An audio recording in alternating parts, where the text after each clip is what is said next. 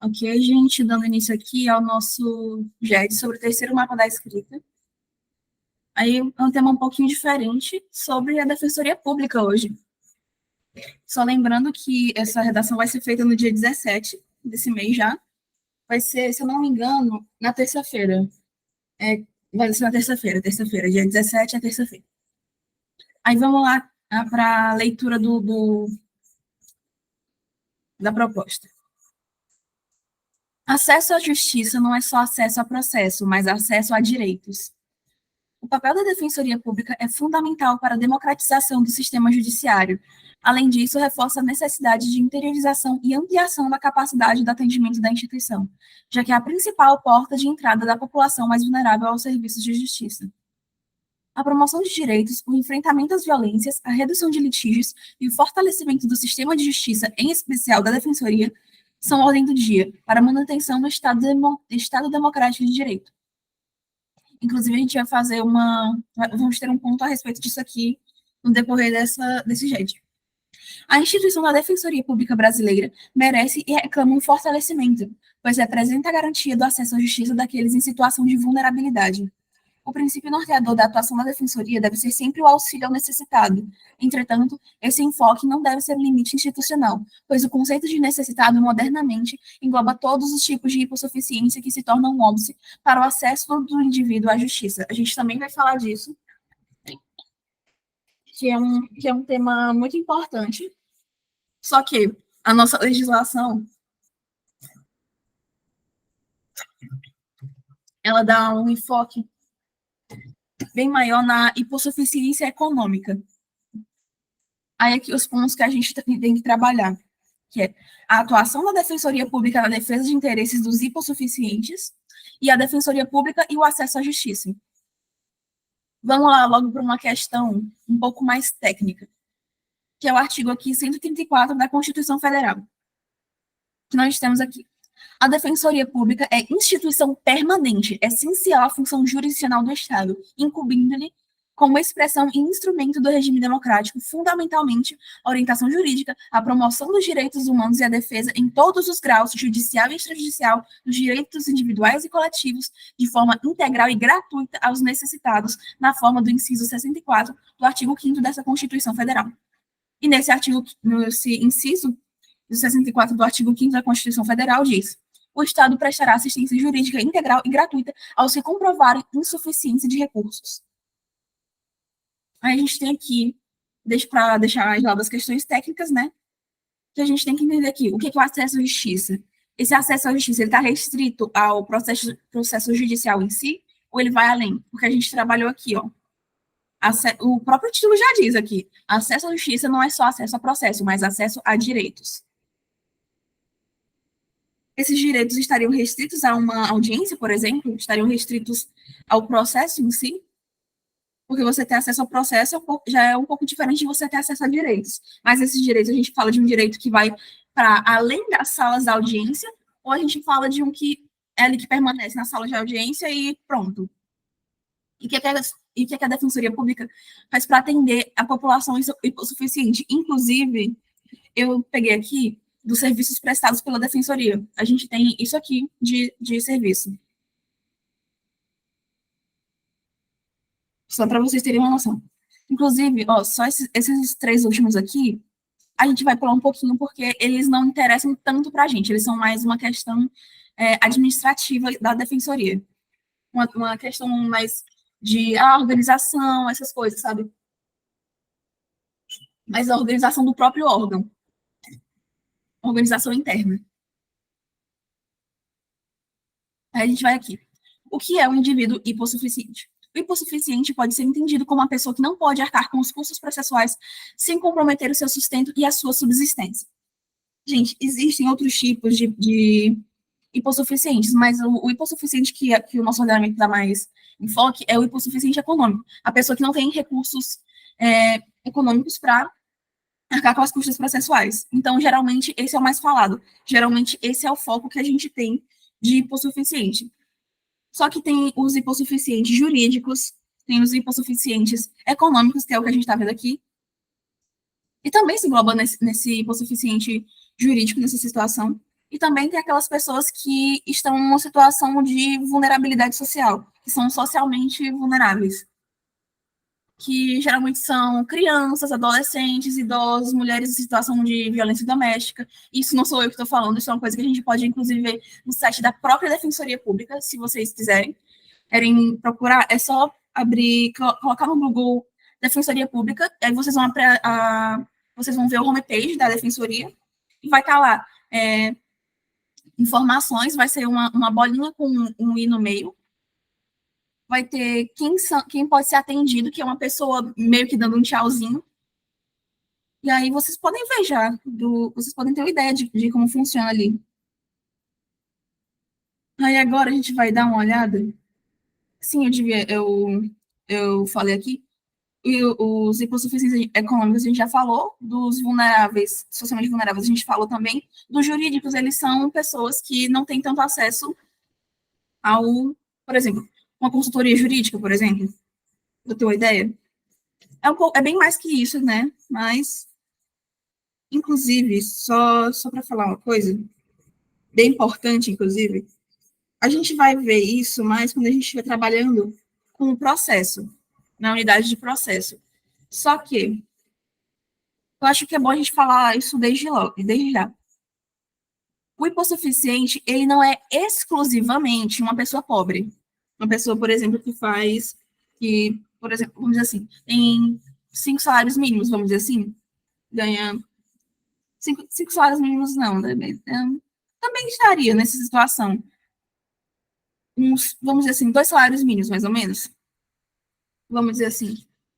O hipossuficiente econômico, como a gente viu aqui, ele é a pessoa que não pode arcar com os custos processuais sem comprometer o seu sustento e a sua subsistência. A pessoa, ela pode ter um salário mais elevado, mas ela pode ter outras despesas que são igualmente necessárias ao seu sustento e à sua subsistência, que iam colocar essa pessoa numa situação economicamente vulnerável até, se ela tivesse que arcar com os custos processuais. Por exemplo, inclusive, isso aqui é um exemplo de um professor da universidade, inclusive, que ele estava contando uma história que não era nem processo civil, era processo penal.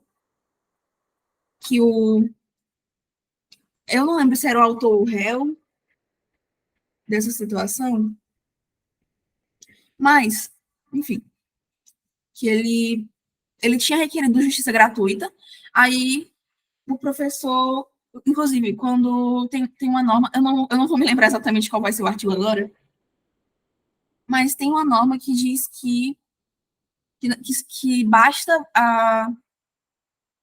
o quê? Basta, entre aspas, você falar que é hipossuficiente, você sendo pessoa física, só lembrando disso, pessoa física sendo nesse caso, que vai ser concedida a justiça gratuita. Só que a outra parte, ela pode contestar essa justiça gratuita. Essa pessoa pode falar, não, o que alguns professores de processo civil chamam de pobre na forma da lei. A gente tem esse termo, mas não é necessariamente essa situação. E esse homem, nessa situação, ele ganhava um salário de 15 mil. Só que ele tinha vários gastos, por exemplo, com questões médicas. Eu não me lembro exatamente, mas era alguma coisa relacionada às questões médicas, ou era dele, ou era do pai dele, que ele tinha que arcar. Eu acho que era um outro membro da família, eu não tenho muita certeza, não me lembro muito bem. Mas essa era a ideia. Que ele não tinha como arcar porque era uma questão de plano de saúde, essas coisas, era um gasto bem elevado, era uma coisa bem séria, se não me engano. Porque aí foi contestado esse pedido de gratuidade da justiça, foi deferido esse pedido de contestação e foi retirada a gratuidade da justiça para essa pessoa. Aí ela foi lá comprovar que não, eu recebo esse salário, mas eu tenho esses gastos aqui com plano de saúde, com alimentação, com as minhas contas. Isso, e custear esse processo ia ser extremamente prejudicial para o meu sustento. Então, embora tenha esse artigo lembrei o termo, que conste que, dizendo assim, a mera declaração basta, gente, vocês, como se na posição de advogados ou de parte, eu sugiro que vocês, né, deixa isso logo bem provado, bem não se restringe a uma declaração, porque é menos dor de cabeça no futuro. Aí, nesse caso, não precisa ser necessariamente uma pessoa que a gente entende socialmente como pobre. Embora a população, embora a população mais pobre, mais vulnerável economicamente, ela certamente esteja mais sujeita a fazer requerir a gratuidade da justiça. Certo? Enfim. Onde é que eu estou? Enfim. Agora a gente vai aqui para os serviços prestados pela Defensoria. Perdão, aqui eu me engasguei. Que são prestar orientação jurídica e exercer defesa dos necessitados em todos os graus, promover prioritariamente a solução extrajudicial dos litígios, visando a composição entre as pessoas em conflito de interesses, por meio de mediação, conciliação, arbitragem e demais técnicas de composição e administração de conflitos. Esse, inclusive, a gente vai chegar em algum momento que a gente vai chegar nos estágios, viu? Que a gente provavelmente vai parar lá no bloco Z, lá no Sejusc. Não, é no bloco Z. Que lá tem audiências processuais de mediação e conciliação. Que eles atendem a comunidade mais hipossuficiente. O pessoal da comunidade eu esqueci o nome agora. Mas eu espero que vocês entendam. Eu não sou muito boa de lembrar nome, desculpa. Aí a gente tem aqui promover a difusão e a conscientização dos direitos humanos, da cidadania e do ordenamento jurídico, para a gente ter uma noção dos nossos direitos, né? Não precisa ser nenhuma coisa muito complexa. Por exemplo, se você for, vamos dizer, aquelas questões, por exemplo, de latim que a gente tem, que são uma dor de cabeça, inclusive, porque eu não sei se vocês se lembram as razões dos nossos códigos, eles tecnicamente deveriam ser acessíveis à população. Em teoria, qualquer pessoa deveria abrir um dos códigos e ser capaz de entender o que está escrito ali. É uma questão interessante de se levantar. Aí nós temos prestar atendimento interdisciplinar por meio de órgãos ou de servidores de suas carreiras de apoio para o exercício de suas atribuições. Exercer, mediante o recebimento dos autos com vista, a ampla defesa e o contraditório. Inclusive, o acesso à justiça também tem essa questão, ampla defesa e contraditório. A gente pode voltar um pouco em princípios e falar a respeito disso também. Em favor de pessoas naturais e jurídicas em processos administrativos e judiciais, perante os órgãos e em todas as instâncias, ordinárias ou extraordinárias, utilizando todas as medidas capazes de propiciar a adequada e efetiva defesa de seus interesses. Aí nós temos representar aos sistemas internacionais de proteção dos direitos humanos, postulando perante seus órgãos, promover a ação civil pública e todas as espécies de ações capazes de propiciar a adequada tutela dos direitos difusos, coletivos ou individuais homogêneos, quando o resultado da demanda puder beneficiar um grupo de pessoas hipossuficientes. Exercer a defesa dos direitos e interesses individuais, difusos, coletivos e individuais homogêneos e dos direitos do consumidor, na forma do inciso 64 do artigo 5º da Constituição Federal. Aí nós temos aqui, impetrar habeas corpus, mandado de instrução, habeas data e mandado de segurança ou qualquer outra ação em defesa das funções institucionais e prerrogativas de seus órgãos de execução. Aí aqui a gente tem promover a mais ampla defesa dos direitos fundamentais dos necessitados, abrangendo seus direitos individuais, coletivos, sociais, econômicos, culturais e ambientais, sendo admissíveis todas as espécies de ações capazes de propiciar sua adequada e efetiva tutela. Exercer a defesa dos interesses individuais e coletivos da criança, e do adolescente, do idoso, da pessoa portadora de necessidades especiais, da mulher vítima de violência doméstica e familiar e de outros grupos sociais vulneráveis que merecem proteção especial do Estado. Isso era aquela questão dos sociais vulneráveis, socialmente vulneráveis, que eu tinha falado a vocês. Porque tem toda uma questão, todas umas questões mais específicas, quando a gente está tratando de um grupo mais vulnerável socialmente. Geralmente tem algumas questões de violência envolvidas. Agora vamos lá. Aí, continuando. Acompanhar o inquérito policial, inclusive com a comunicação imediata da prisão em flagrante pela autoridade policial quando o preso não constituir advogado. Patrocinar a ação penal privada e a subsidiária da pública. Exercer a curadoria especial nos casos previstos em lei. Atuar nos estabelecimentos policiais, penitenciários e de internação de adolescentes, visando assegurar as pessoas, sob quaisquer circunstâncias, o exercício pleno de seus direitos e garantias fundamentais. Atuar na preservação e reparação dos direitos de pessoas vítimas de tortura, abusos sexuais, discriminação ou qualquer outra forma de opressão ou violência, propiciando o acompanhamento e o atendimento interdisciplinar das vítimas. E também nós temos atuar nos juizados especiais. Esses três aqui, como eu falei, são uma questão de mais organização interna. Aí, gente, a gente termina nessa página aqui fazendo uma pergunta, e eu vou dar alguns exemplos que eles não estão aqui no texto, mas que eu acredito que sejam bem necessários. Agora, eu coloquei esse questionamento aqui que é bem importante. Espera aqui. Antes a gente vai ler essa parte. A gente vê aqui do que significa o acesso à justiça. A gente não vai, claro, buscar um conceito exato para usar.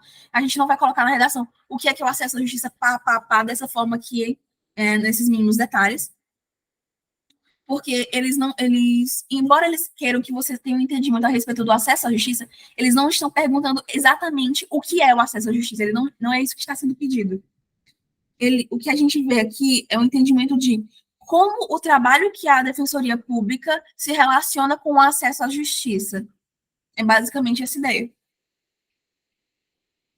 Então, mas se vocês quiserem colocar uma definiçãozinha, eu acho bom, só que não se prolonguem muito, porque, né? Porque é um texto de 30 linhas, aí se prolongar muito numa conceituação, num texto que é tão curto para trabalhar esse tipo de tema, não é muito bom. Se fosse um artigo, por exemplo, acho que seria um pouco melhor. Mas, de novo, são 30 linhas. Aí a gente vai aqui. A gente vai partir de um questionamento esse questionamento que é bem importante. Em um Estado democrático de direito, que inclusive a gente tem aqui na própria proposta, no texto motivador, Estado democrático de direito. Então, é sempre bom, gente, quando a gente fala, assim, quando vocês forem fazer, é bom vocês buscarem elementos do texto, não é para vocês pegarem o texto e colocarem no de vocês. É para vocês pensarem, vocês deem uma lida no texto, e aí vocês pensem, ok, como é que eu posso desenvolver isso? Porque se vocês simplesmente colocarem o que está escrito ali, vai ser considerado plágio. E vocês vão perder pontos por isso. Então, o que vocês vão fazer? Vocês peguem a ideia que o texto motivador está tentando transmitir e eles apliquem isso de um desenvolvimento que vocês vão fazer no texto. Aí a gente tem aqui. Em um Estado democrático de direito, é razoável que alguém deva escolher entre ter seu direito tutelado ou ter que arcar com as despesas essenciais ao seu sustento, porque não pode ter acesso a ambos? No Estado democrático de direito, isso seria um absurdo. Imaginem só, gente, numa situação em que a gente não tem a defensoria e os hipossuficientes estão lá largados à própria sorte. Vamos considerar, gente, aqui um hipossuficiente econômico e jurídico. Vamos considerar uma pessoa que ela não tem um entendimento jurídico e também não tem recurso financeiro suficiente para que ela consiga se manter numa situação assim, para que ela não consiga ter todo o acesso à justiça necessário. Vamos imaginar numa situação em que essa pessoa é o réu. O réu é hipossuficiente. Eu não sei se vocês já ouviram os professores falando do termo réu-revel, mas eu vou trabalhar aqui também. Quando a gente tem é protocolada a petição, o autor protocola a petição, O magistrado, ele recebe, ele dá uma olhada para ver se está tudo certinho. E ele fala, não, tá tudo certo, tudo tranquilo. Mandem citar o réu. Aí ele vai lá, bate o martelo e vão citar o réu. Estando o réu devidamente citado, o que, é que vai acontecer? Ele tem um prazo para se manifestar. E aqui a gente sabe que aqui na gente do direito, a gente tem que sempre lembrar que prazo é uma coisa importantíssima. Nesse caso, principalmente, por quê? Porque se o réu não se manifesta, depois de ser citado, o que é que vai acontecer? Ele vai se tornar réu revel. E o que é o réu revel? Ele é o réu que está sujeito aos efeitos da revelia. E o que é a revelia? A revelia, ela acontece quando o réu, depois de citado, ele não se pronuncia, total ou parcialmente. Por exemplo, o que acontece? Nessa situação, ele não vai se manifestar de forma alguma. Então, vai ser totalmente um efeito total da revelia. O que vai acontecer? Todas as alegações do autor vão ser consideradas verdadeiras aqui, porque ele não se manifestou, e nessa situação o que a gente tem é uma espécie de quem cala consente.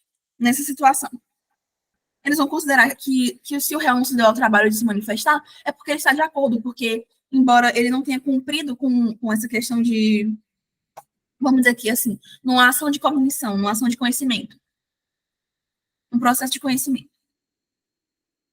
Vamos dizer que ele está completamente de acordo com o que está acontecendo ali. Ele vai estar sujeito a qualquer alegação do autor. Se o autor falar que o réu está devendo 50 mil reais a ele e o réu não se manifesta, então o magistrado vai entender, beleza, ele está devendo sim 50 mil reais. E aí ele vai estar sujeito ao pagamento desse valor. Ele vai estar sujeito ao pagamento. Se ele não cumprir com a sentença, pode acontecer o quê? Um processo de execução a partir dessa sentença que esse autor vai ter. Ele vai ter um título judicial, aí ele vai entrar de novo com outro processo. Ele vai falar, olha, ele vai chegar no magistrado com esse processo de execução, o que, é que vai acontecer? O juiz, ele vai olhar, ok, vou mandar executar aqui, estando, é claro, tudo certinho naquelas condições ali. O que, é que vai acontecer? Uma ação de execução, que o autor não tem dinheiro, que o réu não tem dinheiro para pagar, o que, é que vai acontecer? Ele pode perder algum bem, ele pode perder uma moto, um carro, talvez a própria casa, que isso numa situação um pouquinho mais comum, né? Aí ele vai estar numa situação socioeconômica extremamente vulnerável. Uma pessoa que, uma pessoa que perde a casa, ou, por exemplo, quem tem que trabalhar com o carro, por exemplo, quem trabalha de Uber, quem trabalha com corrida de aplicativo no geral, seja por moto, seja por carro, isso é um baque extremamente é, impactante para a família, por exemplo, para ele e para a família, porque muitas dessas pessoas geralmente têm família, que se não ela está sustentando, anda uma pessoa que vai ficar muito fragilizada, essa pessoa em si, ou a família também, vai depender também da situação, mas geralmente tem questão de família envolvida, que a família vai tentar ajudar, né, gente? Aí, o que é que vai acontecer? Essa pessoa, porque assim, tem. Lembra quando a gente estava. Eu estou divagando um pouco nessa situação, realmente. Mas eu acho importante para vocês saberem. Quando a gente estava falando sobre aplicação do direito, a gente tinha em umas que precedentes, a gente tinha jurisprudência, que são consideradas fontes do direito. Por quê? Porque o nosso ordenamento, os nossos órgãos, na realidade, queriam uniformizar as suas decisões por conta do princípio da segurança jurídica, que é basicamente você saber onde é que você está botando seu pé. É claro que tem algumas questões mais específicas que, por exemplo, numa ação de alimentos, se tiver provado que essa pessoa é genitor ou genitora dessa criança, vai estar propenso ao pagamento de pensão. Por exemplo, essa é a ideia de eu estou sabendo onde eu estou colocando o meu pé. Eu sei que nessa ação aqui mais simples vai ter uma grande chance com essa ação, com essa prova em específico, vai ter uma chance altíssima, se não for uma certeza já, de que o resultado vai ser esse. Só que a gente tem alguns magistrados que eles não cumprem com essa questão de precedentes ou de jurisprudência. Eles simplesmente decidem pela letra da lei.